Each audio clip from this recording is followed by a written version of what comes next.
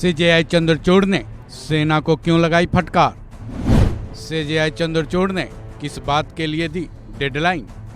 CJI Chandrachud ने क्यों कहा सेना का ये रवैया तो मनमाना है? सुप्रीम कोर्ट की तरफ से भारतीय सेना को फटकार लगी है। ये फटकार सीजेआई चंद्रचूड़ की बेंच ने लगाई है, जिसकी वजह यह है कि भारतीय सेना ने सुप्रीम कोर्ट के आदेश की अवहेलना की है, जिसके बाद सीजेआई ने तो यहाँ तक कह डाला कि सेना का रवैया तो मनमाना है। दरअसल सुप्रीम कोर्ट में सीजेआई चंद्रचूड़ की अगुवाई वाली 3 जजों की बेंच ने सेना के महिला अफसरों को प्रमोशन और कर्नल रैंक के पैनल में शामिल करने के आदेश दिए थे, जिसमें सुप्रीम कोर्ट की बेंच ने कहा था कि महिला अधिकारियों को कर्नल के रूप में सूचीबद्ध किया जाए।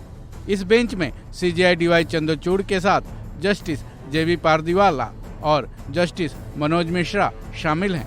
इस बेंच ने सेना के महिला अधिकारियों के अधिकारों को खत्म करने की निंदा की, साथ ही महिला अधिकारियों के प्रमोशन के लिए विशेष चयन बोर्ड के एक बार फिर से तलब किया है।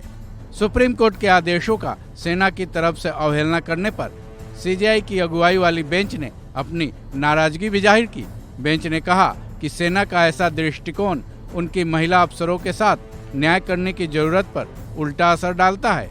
उन महिला अफसरों ने यहाँ तक पहुँचने या फिर यूँ कहें कि अपने इस अधिकार को पाने के लिए एक लंबी और कठिन लड़ाई लड़ी है। सीजेआई चंद्रचूड़ की बेंच ने इस मामले में कर्नल के रूप में प्रमोशन के लिए अहम सीआर की भी चर्चा की। उन्होंने कहा कि कर्नल के रूप में पैनल में शामिल होने के लिए सीआर का जो कट ऑफ लागू किया गया है वो भी पूरी तरह से मनमाना है, क्योंकि ये बिल्कुल उल्टा है। सीजेआई के बेंच ने कहा कि फिलहाल जो ढांचा निर्धारित किया गया है वो साफ जाहिर करता है कि 9 साल की सेवा के बाद भी सीआर पर विचार करना जरूरी है। इतना ही नहीं, सुप्रीम कोर्ट ने सेना की इस दलील को भी खारिज कर दिया कि अधिकारियों को कर्नल के रूप में पदोन्नत करने के लिए जो रिक्तियां हैं वो अपर्याप्त है। सुप्रीम कोर्ट में सेना के महिला अधिकारियों के प्रमोशन के इस मामले में पहले भी सीजेआई चंद्रचूड़ की बेंच में ही सुनवाई हो चुकी है, जिसमें सुप्रीम कोर्ट ने जो फैसला दिया था उसकी अवहेलना सेना ने की है।